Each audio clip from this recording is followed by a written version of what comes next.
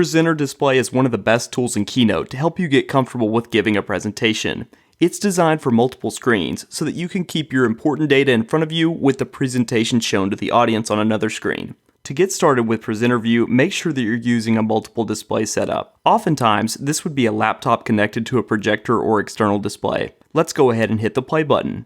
Now, on my screen right now, you can see the regular presentation, but we actually want to swap this. On my other screen, I'll click the swap button, and now you can see Presenter View. The first thing I recommend is to click this option to open up the settings.